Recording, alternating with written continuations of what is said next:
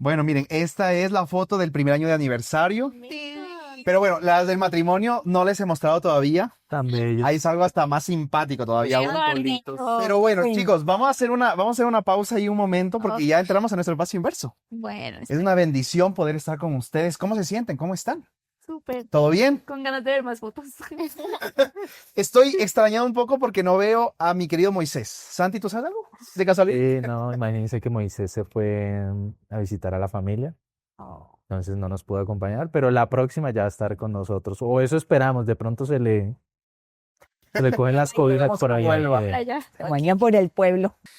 Sé fuerte y valiente, no mires atrás. El Señor contigo siempre estará. Sé fuerte y valiente, nada vencerá. Si camino en Cristo, victoria habrá.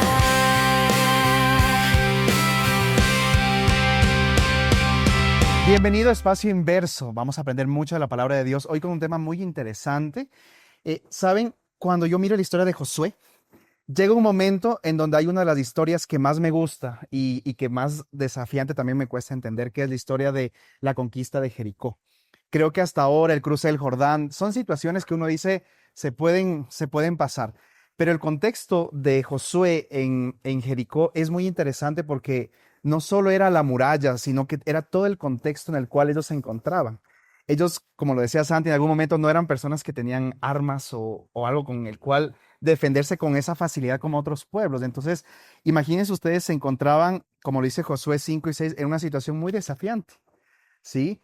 Pero para mí ese fue uno de los primeros momentos o espacios de una fe que para el mundo era ilógica, pero que para Dios era muy lógica por las situaciones en las que estaban viviendo. Entonces nos encontramos en ese contexto de Josué, el capítulo 5 y capítulo 6 con Jericó, y que creo que es muy conocido para todos nosotros. Así es, pastor, y dentro de lo que entramos a ver, se ve a este ángel como en forma de comandante que le dice a Josué como, ve y pelea. No sé si a ustedes se les viene a su mente como, cómo cambia nuestra percepción el saber que no son nuestras peleas, no son nuestras batallas, sino son las batallas de Dios. O sea, que no estoy batallando sola, sino es Dios quien batalla en lugar mío. A mí me ha servido en la vida, cuando llegan dificultades, tener una frase como, esta pelea, ¿la doy yo o la da Dios? Mm. Y siempre que me llegan dificultades, pienso eso. Entonces, cuando tú preguntas eso, es como que Dios nos hable y nos diga, esta la lucho yo o esta yo te voy a dar las fuerzas para que te pongas de frente. Me ha servido eso en algunas ocasiones. Mira que yo lo vi también en una historia que vi hace poquito, era de un soldado británico que una vez estaba como en uno de estos paracaídas y se rompió la espalda. Le dijeron, pues tú no vas a volver a caminar, nada que ver, pero resulta que a los 2 años él se fue y estaba subiendo el Everest. Pero justo a 300 metros antes de la cima, o sea, ya tan cerca, así precisamente como Josué, ¿no? Justamente en ese momento, ya tan cerca como de la cima, se quedó sin oxígeno, sin comida, estaba ya casi muriendo. Y yo le dije a Dios como, no me dejes morir aquí, no por orgullo, sino porque, o sea, de verdad necesito algo. Y él en uno de sus libros llega y cuenta como, es que Dios me rescató y me sostuvo en esa cuerda. Y de hecho hay una frase que él dijo y es, mi mayor lección en la montaña fue descubrir que no estoy solo. La presencia de Dios no quita el riesgo, sino que lo llena de propósito. Entonces, cuando yo veo que el riesgo al que Dios me está exponiendo tiene un propósito y que la dependencia de Dios es realmente como el resultado de todo eso, creo que cambia un montón la manera de ver nuestros problemas. Y como la Biblia lo dice, ¿no? El Jehová Sebaot, el Dios de los ejércitos. Y considero que entender a Dios desde esa perspectiva cambia nuestra manera de ver las cosas. Porque Dios ahora está al control de todas las situaciones que nosotros estamos viviendo, el Dios de los ejércitos. Y Él toma muchas cosas que se conocían en el contexto para dar a entender al pueblo que era el que iba a pelear. Y eso, me imagino, ¿no? Paz, seguridad, tranquilidad, todo eso que acabamos de mencionar definitivamente llega a nuestro corazón y nos dice, Dios va a pelear mis batallas, definitivamente. Bueno, pero digamos ahí no puede ser contraproducente que Dios esté acompañándonos. O sea, sí, chévere, pero ¿por qué se los digo? Porque, digamos, uno de pronto, digamos, Josué tenía como una visión de lo que iba a ser su conquista de lo que iba a ser la invasión, por ejemplo, y Dios que le diga, no, no va a ser así, va a ser de esta otra forma. Nosotros ya sabemos cómo terminó la historia y sabemos que terminó bien, pero cuando Dios te dice, no es así, no es como tú quieres, no es como tú lo estás eh, eh, planteando, sino es de esta otra forma. Entonces, uno cómo puede asimilar el hecho de que uno planea algo, uno quiere algo y Dios le dice, no, señor, no es así. Yo creo que es Ahí, duro. sí, y ahí empieza algo que para el ser humano muchas veces es desafiante, que es entender la lógica de Dios, ¿sí? Porque nosotros muchas veces queremos a nuestra lógica, Santi, allanar el camino. Entonces, lo que a mí me parece bueno, lo que es interesante, lo que es bonito, eso es lo bueno. Y lo que veo como un desafío, entonces digo, no, eso no es la voluntad de Dios. Y para Dios muchas veces la lógica de Dios es, hey, mi lógica es que eso desafiante que tú ves imposible, eso es el momento oportuno que yo necesito para mostrar mi poder. Suena difícil de entender, porque para nosotros lo bonito y lo fácil, eso nos gusta. Pero para Dios, esas cosas imposibles es el momento perfecto en donde Él se manifiesta con poder y en donde aquellas cosas que nosotros veíamos como imposibles o malas a nuestra vista, también forman parte del propósito y del camino de Dios definitivamente.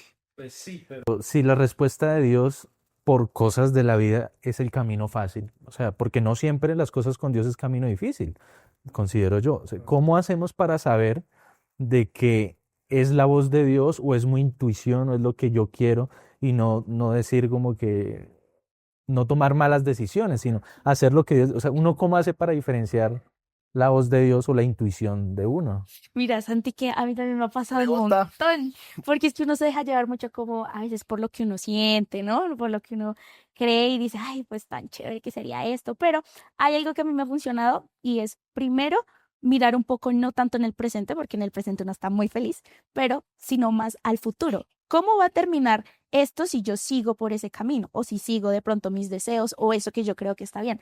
Segundo, ¿qué me dice la Biblia con respecto a eso? ¿Está de acuerdo o no está de acuerdo? Y tercero, creo que también sirve mucho preguntarle a otras personas, ¿sabes? Como exponerle eso porque a veces nos centramos tanto como en nosotros, en lo que sentimos, en lo que queremos, pero las personas de afuera lo ven también desde otra perspectiva diferente. Pero ¿será que todas las decisiones son así de difíciles de uno decir como que, uy, no sé qué hacer? ¿Será que hay decisiones fáciles? Bueno, de pronto van a haber decisiones que uno dice como que muy locas, ¿no? Entonces, ¿qué decisiones irracionales creen ustedes que solo la fe como que puede intervenir ahí o cómo lo ven ustedes? Porque Bueno, yo opino varias cosas. He tenido en mi vida varias oportunidades de tener esa obediencia irracional como lo de Jericó. Va aquí ya en la flor de la juventud. Digamos, ya uno tiene mucha experiencia y tiene muchos testimonios. De pronto en tus finanzas, con los diezmos y las ofrendas, o ahí hay una obediencia irracional. O también, por ejemplo, en el sábado, yo he rechazado muchos trabajos que me han pagado millones de pesos, pero el sábado no. Entonces, eso es ilógico para muchas personas, pero hay una muy clave que me parece que es la más irracional de toda mi vida y que en los jóvenes es muy cierta, y es el tema de decidir en su vida sentimental. Cuando uno tiene que tomar decisiones en su vida sentimental, Dios siempre le dice a uno algo o le dice una voz o por ahí no es con esa persona, y a los jóvenes les cuesta sentir que eso es de Dios, como lo que está pasando aquí en Jericó, como demos la vuelta y gritemos y ya. Y como que somos más tercos en el tema de las decisiones sentimentales.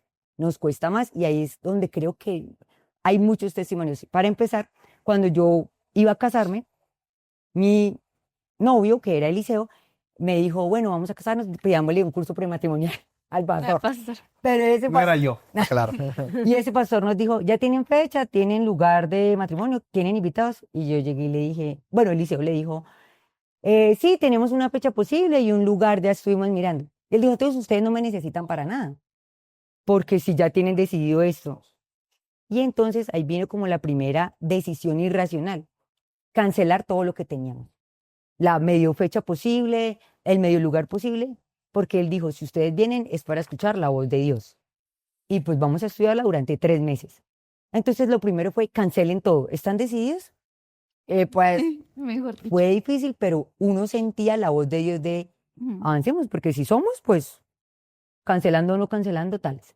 Y luego, cuando hicimos los 3 meses del curso prematrimonial, finalmente llegó el día en el que teníamos que ir a la casa del pastor y él nos iba a dar la recomendación final con base en todo lo bíblico, teológico y pues que ya nos había hecho todas las preguntas del Habidas mundo y por mundial, haber. habidas y por haber, íntimas, todo, para saber si éramos o no. Y yo en el taxi tomé la decisión de decirle al Eliseo, vamos a hacer, aquí vamos a terminar una etapa de nuestra vida. Casi que le terminé. Y le dije, muchas gracias por todo lo que hiciste, te amo mucho, como llegué no soy la misma, cambié, pero si el pastor da unas decisiones bíblicas, argumentativas, que yo sienta en mi corazón porque he orado mucho por este momento, que no somos el uno para el otro, vamos a terminar. Estar dispuesto con eso antes de entrar a esa casa. Y Eliseo me dijo, sí, pero pues nos casamos. Y yo, Un final feliz. Pero Hubo- estuvimos Pero hay dispuestos, finales felices. lo hice sinceramente, pero yo le dije, no vamos a ser irracionales en este amor, sino vamos a obedecer lo que Dios diga en esa reunión con el pastor. Entonces, en esos momentos de obediencia irracional hay demasiada fe, porque estás confiando que Dios va a traer otra persona quizás mejor en este caso, o que Dios tiene un plan muchísimo mejor. Y eso fue lo que le pasó a Josué. Confiaron en que podían ganar esta y que esta iba a ser la primera de muchas batallas que iban a ganar.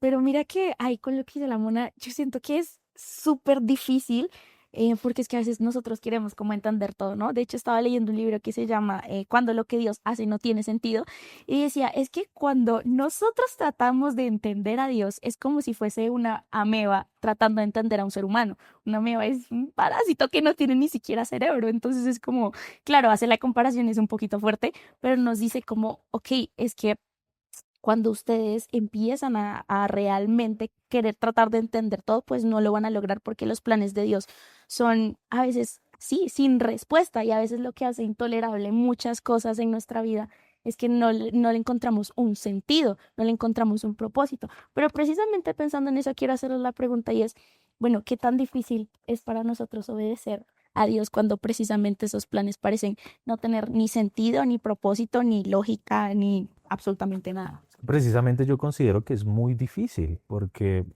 bueno, nosotros vemos las historias de la Biblia y lo que mencioné ahorita terminan en final feliz, bueno, la gran mayoría. Pero cuando uno es el personaje, cuando a uno es el que le tienen que decir, debes tomar esta decisión difícil, es muy complicado. Y se ve en varios ámbitos, como lo mencionó la Mona, laborales, en el estudio.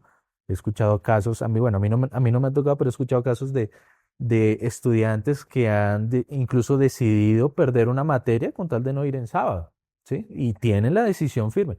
Pero es muy difícil, yo creo que en ese momento decir como que, oiga, me decido por Dios, me decido a lo que Él quiera para mí. Pero yo creo que así como Él nos da las batallas, nos da la salida y la victoria sobre esas Tú batallas. has dicho algo súper interesante y es que de alguna forma Dios no nos deja solos. Él nos ha dejado y me gusta algo que dice un párrafo de Elena que lo encontramos en el libro de la oración y es, la oración y la fe son las armas del cristiano.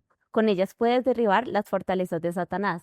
Muchas veces tratamos de librar estas batallas solos. Y esta parte es muy difícil cuando lo hacemos solo, pero cuando dejamos esto en manos de Dios, cuando oramos, cuando confiamos en que Él va a hacer su voluntad, yo creo que este tipo de batallas se ganan inicialmente internamente y ya luego se ve. Hay algo muy reiterativo en los contextos que hemos analizado hasta ahora del libro de Josué, y es que aparece vez tras vez la palabra santificación. Entonces, fíjense ustedes que en Josué 5, del 7 al 9, hay algo que Dios les pide al pueblo antes de tomar Jericó.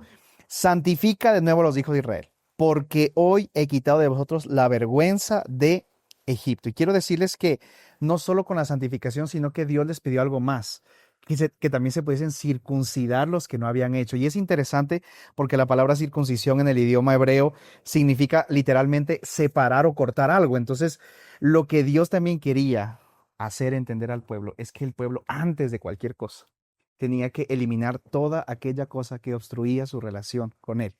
Y ahí, aunque no respondemos toda la pregunta que por qué muchas veces es pensamos que es ilógico las cosas que Dios nos pide, si nosotros cortamos de raíz todas aquellas cosas que están interfiriendo en nuestra relación con Él, vamos a poder obedecer a su voz y a su palabra, sin muchas veces decir, no me parece, es que esto no tiene sentido, aunque somos seres humanos y ese pensamiento va a estar constantemente, pero Dios primero quería dejar la enseñanza de necesito que se santifiquen, es decir, todo comienza desde adentro para que cuando sea lo de afuera, ustedes puedan pues tener la victoria o ganar la batalla. Pero entonces eso que te estás diciendo, primero se circuncidaron, pero eso aplicándolo a nuestro día a día, pues no nos vamos a circuncidar ahorita, pero ¿cuáles serían esos pasos o ese paso que yo tengo que dar para empezar a consagrarme hoy en día, aplicado a nuestra vida actual? Es caminar hacia el monte Sinaí. En el caso de Moisés, porque Dios estaba ahí en el monte. En el caso de Josué, porque Josué también estaba en el monte y es acercarse como tal al monte. Y yo creo que eso lo podemos hacer diariamente a través del estudio de la Biblia y de la oración. Miren lo que dice, digamos, Patriarcas y Profetas, la página 516. Dios no podía hacer grandes cosas por su pueblo mientras persistieran en la desobediencia. Pero cuando renovaron su pacto, cuando se consagraron de nuevo, el Señor ahí sí pudo manifestar su poder a su favor. Entonces, cuando nosotros andamos en desobediencia, lejos de Dios, Él no se manifiesta a través de nosotros. Es cuando nosotros nos consagramos, en ese entonces simbólicamente, carnal y físicamente, fue la circuncisión. Ajá. Y fue un pacto que hizo con Dios. Pero hoy en día es la decisión diaria de decir, Dios, te pertenezco, haz conmigo lo que tú quieras. Entonces, es ese de ir hacia Dios y que Él nos use a su favor. Yo tenía algo así y es como esta primera parte que es la circuncisión, que de alguna forma simboliza ese compromiso que yo hago con Dios, ese pacto que yo hago con Dios, que lo hemos venido estudiando, y es como entregarle realmente nuestro día a día, el morir al yo, que a veces es tan difícil, y dejar que Él sea quien guíe nuestra vida. También tenía como la Pascua, es esa redención, eh, y siento que para los israelitas era muy importante, aunque en la historia y demás ya muchos venían circuncidados, otros que nacieron durante todo Los este 40 años en el proceso, desierto y todo. ellos no estaban circuncidados. Había una generación que no Es había lleno ni Que no participado en la conocía Pascua. como el funcionamiento de las cosas Y se espirituales. podría creer como no es importante, pero en realidad todos tenían que ir como en la misma línea. Ujú. Y mira que otra cosa para aportar a esta pregunta, y es que necesitamos dejar que Dios toque esas cosas que a veces nos duelen o esos pecados que queremos seguir teniendo ahí. De hecho, recuerdo que un paciente llegó como con X problemática y yo me dijo, es que yo solo quiero olvidar esto, o sea, yo no quiero que tú me ayudes a tocarlo, a sanarlo, pero es como ponerle una curita, o sea, así como... Quiero el resultado, pero no el proceso. Sí, Exacto, y necesitamos solo dejar, cóselo. exacto, necesitamos dejar que Dios toque esas heridas en nosotros y que nos restaure, porque no vamos a tener éxito sin obediencia y si no dejamos que Dios sane también nuestro pasado. Por ejemplo, ustedes notan en la experiencia de David, más adelante lo dice, pero David utiliza expresiones como examíname. Entonces, él sabía que cuando Dios lo examinaba, Ahí va a tenía encontrar- que empezar a soltar cosas y David entendió y dijo, ay, Señor, yo no te puedo pedir que, Señor, mírame nomás de afuerita. No, Señor, sé que me va a doler. Hazme un Tócame. examen profundo porque sé que ahí van a salir cosas que voy a tener que soltar. Y ahí es lo interesante, ¿no? O sea, suelto cosas, porque es más, chicos, muchas veces ni siquiera nos damos cuenta de cosas que están ahí, Ajá. ahí y que necesitamos soltar. ¿Sabes algo Entregar a que Dios. dijiste? Igual ahorita lo puedes ir complementando. Y es que me pareció muy interesante porque uno de mis versículos favoritos es ese, Salmo 139, algo que dice, examíname, oh Dios, y mira mi corazón. Y a veces siento que cuando estoy pasando por un momento que, no quiero estar pasando por este momento, digo, ok, no sé si debería seguir diciendo este versículo de examíname, oh Me Dios. cuesta decir. Es difícil. Sí. Bueno, y complementando el hecho de que es difícil, hay cosas que se interponen en medio. Digamos que en la consagración, el tema de la pereza, de no quiero levantarme, no quiero leer, ¿cierto? Pero también ¿será que de pronto hay cosas o personas que se interponen como en ese aspecto de acercarme a Dios, de dejar que Dios me use? ¿Qué creen ustedes? ¿Sabes? Dentro de la historia y lo que vemos, ellos tenían que pasar unos muros que eran imposibles. nosotros también tenemos que pasar muchos muros. Y tenemos muchos muros y a veces nuestro propio enemigo somos nosotros mismos con el ego, el orgullo, el control, el quererlo dominar. Entonces, hay que pasar muchos muros. O sea, no literalmente como ellos en Jericó, pero sí tenemos muchos muros que nos impiden llegar a la meta. Mm, te mencionaba como, no sé, un poco de lo que es el orgullo, nuestras amistades. Entonces sí, hay muchas cosas que nosotros tenemos que empezar a evaluar y qué es eso que no me está dejando avanzar. ¿Qué es lo que me tiene ahí anclado? ¿Qué es lo que no me deja ver las bendiciones que Dios ya tiene para mí? Chicos, dentro de todo lo que estamos diciendo ahorita, hay un personaje que entra ahí en historia que para muchos es un personaje un poco curioso por su contexto, las cosas que estaba pasando, y es Rahab. Y es mencionado poco en la Biblia, pero su trascendencia fue muy grande. Sí, Ivane, según lo que tú hablas de los muros, ella pasó un muro espiritual, de familia, de herencia muy grande. O sea, fueron cosas tan grandes. Entonces, yo quiero preguntarles, ¿no? Rahab fue aceptada en el pueblo de Dios, y no solo eso, sino que se convirtió en una antepasada del mismo Jesús. ¿Qué les dice esto, chicos, a ustedes sobre la gracia de Dios para nosotros y para otros? Porque estamos hablando de que hubo una situación difícil en Jericó y uno puede decir, bueno, ya el pueblo hizo su cumplido y listo. Pero allí dentro de Jericó, todavía la mano de Dios seguía obrando su gracia y misericordia. ¿Qué les dice a ustedes eso acerca de Dios? Yo tomo a Rahab como un símbolo de esperanza, ¿sabes? Que aunque de alguna forma era pecadora, era parte de un pueblo como no de los israelitas, ¿sabes? De alguna forma Dios en su amor y su misericordia le da esa redención. Y uno dice, ok, si igual tomó y usó y Rahab por medio de su fe permitió que Dios la utilizara, hay esperanza también para mí. Y mira que precisamente en eso es entender que la gracia siempre encuentra a aquellas personas que el mundo descarta totalmente. De hecho, me parece muy curioso porque mi papá desde chiquita, cada vez que yo lo veía, él siempre se inclinaba como a los equipos que siempre les iba peor. Los equipos de fútbol, que los más malos, él decía como, yo voy a ese. Y yo justamente en estos días le pregunté yo, papi, ¿por qué tú siempre le vas como a los peores? Pues hay que A los que no respetar eso. clasifican a la Champions. Bueno. También tienen derecho a hinchada. No, pero yo le decía como, sí, pero ¿por qué? Y él me decía, es que a mí no me gustan las injusticias y yo pienso en lo que pueden llegar a ser, que tienen un gran potencial. Y pienso que Dios también nos ve a todos de esa misma manera. Es como, yo no los veo por lo que son, sino por lo que pueden llegar a ser. Y también pienso que en Apocalipsis 14, en el mensaje de los tres ángeles, dice, salid de ella, pueblo mío. Ujú. Entonces, ¿cómo vemos a Rahab? Dios tiene un pueblo y en algún momento nos va a hacer ese llamado a nosotros. Incluso en estos momentos alguien puede estar siendo más fiel que nosotros que creemos que estamos fieles dentro de la iglesia.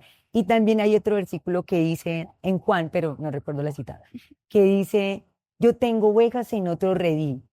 Y esa es la esperanza que también me siento identificada con Rahab, porque no soy adventista de nacimiento.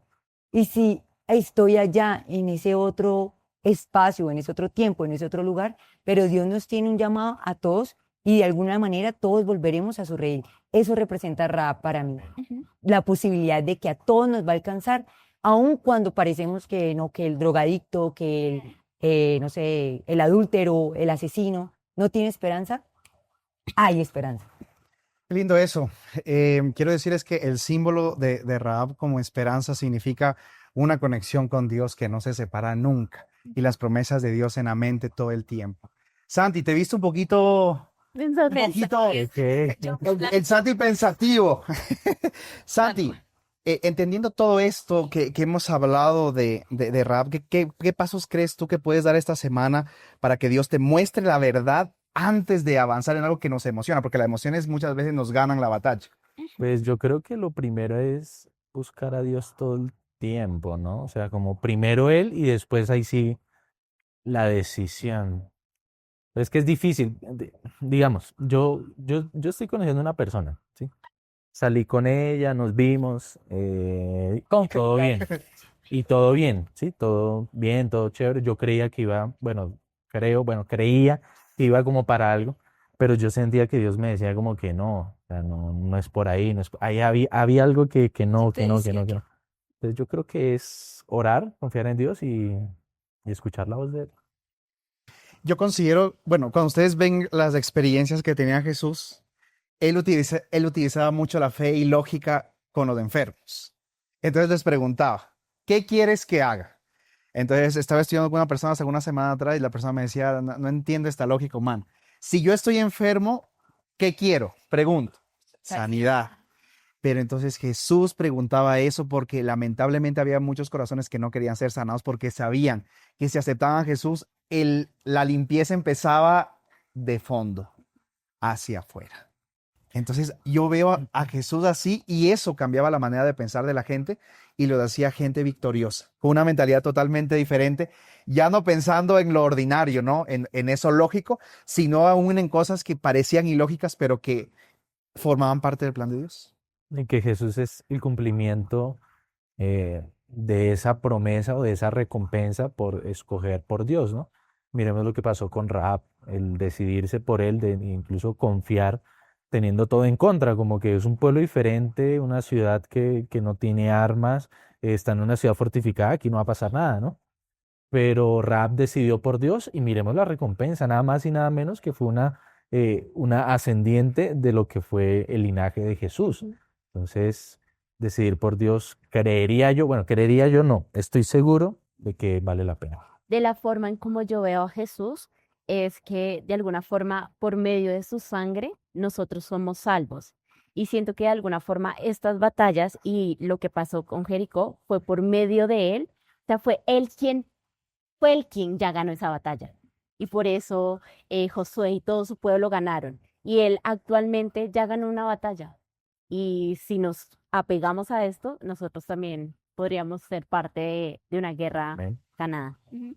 Y que precisamente a veces Dios no nos pide que derribemos los muros porque No, Él ya no lo hizo podemos. por nosotros. Simplemente nos pide como marchar, Avance. avanzar, teniendo la seguridad de que Él ya está con nosotros y que Él ya ganó esa batalla precisamente con su sangre y transforma nuestras vidas para que nosotros podamos llegar a esa victoria. Amén. Qué lindo tema, muchachos. Gracias por los aportes, por abrir la palabra de Dios, porque la palabra de Dios llega a nuestro corazón. Si pudiesen en un momentico, ¿sí? Alguna frase de conclusión, de cierre, ¿cuál sería? Empiezo con Santi. La conexión con Dios nos da la victoria. Nuestras batallas no se ganan con espadas, sino con fe. Un versículo, porque ante la ilógica de Dios, Proverbios capítulo 2 dice, si buscamos la sabiduría de Dios, entonces entenderás el temor de Jehová y hallarás el conocimiento de Dios, porque Jehová da la sabiduría y de su boca proceden el conocimiento y la inteligencia. Lo que hoy nos parece loco, si le pedimos a Dios, Él nos lo hará entender. Amén. Y yo quiero terminar diciendo que la victoria, las grandes victorias comienzan con consagración. Soltar eso en las manos de Dios. Quiero invitarlos a orar, chicos, para poder concluir y que Dios pueda hablar a nuestro corazón. Oremos. Amado Padre, gracias Señor porque con esta hermosa historia de Jericó, una historia en la cual el pueblo se enfrentó a un desafío muy grande, Señor, tú nos demuestras una vez más que tú deseas darnos la victoria sobre aquellas murallas que hay en nuestra vida. Y podemos estar seguros que así lo harás. Que todo esto podamos guardar en nuestro corazón y que podamos llevar todo esto a nuestro hogar. En el nombre de Cristo Jesús. Amén. Amén. Ahora las fotos. Ahora sí las fotos. ¿Y mis fotos? Y sí. ¿Sí? Ey, no, pero sí pasa. Fotos ahí. No, sí.